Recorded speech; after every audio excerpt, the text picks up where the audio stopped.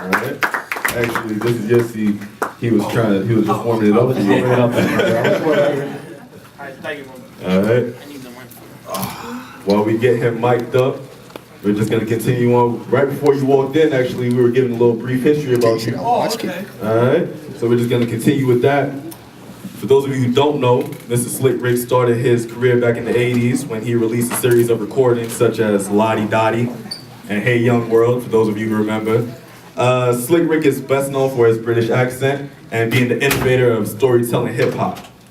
His music has frequently been sampled and interpopulated by such artists as TLC, Tyler Kweli, Mos Def, and Beyonce, just to name a few.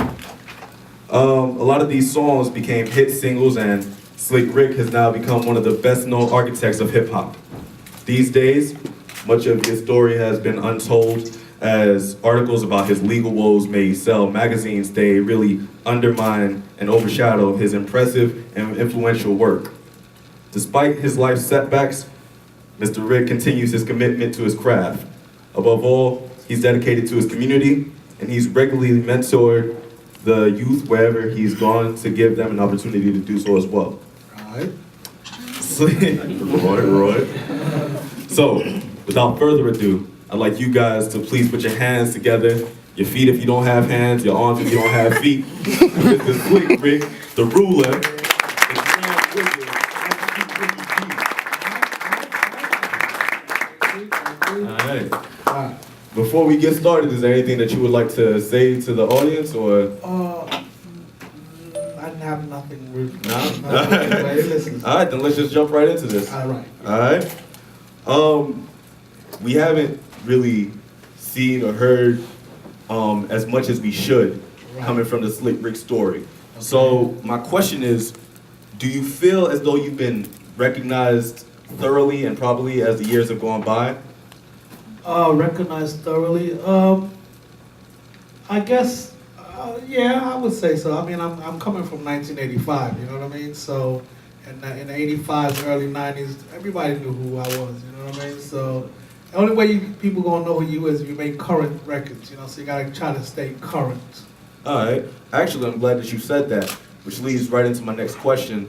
A lot of the rappers from the golden era, where you started off, have been collaborating with younger dudes who are just now hitting the scene.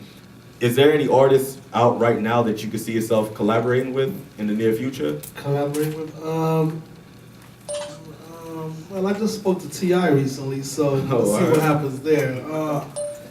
Hey, listen, if they call, I'm ready, you know what I mean? So never miss an opportunity to shine a little something, you know? Definitely.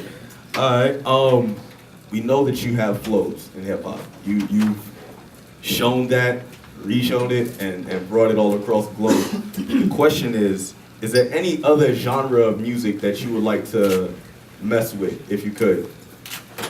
If I had my, maybe I would mess with like scores in movies. Alright. Which is like, you know, the background stuff in Any certain specific scenes. Maybe like the action areas, you know what I mean? Alright. So, yeah, like if I had to do a score of a movie, I would probably decorate it up like, you know, like they do, you know? Definitely. Yeah. So y'all look out when Boys in the Hood 2 comes out. Alright, you started off at a real young age, and a question that a lot of people have, especially young rappers, is what inspired or influenced your flow? You know, you have one of the most unique styles in hip hop. So what really influenced that? I guess that's just me being myself, you know what I mean? Everybody has their own little niche thing, so I guess that's the way my voice portrays itself. So, as far as influences, I would have to give it to Busy B and the Cold Crush Bros. They're like older rap artists before there was music, you know? So, other than that, the flow is just my way of expressing myself, my niche.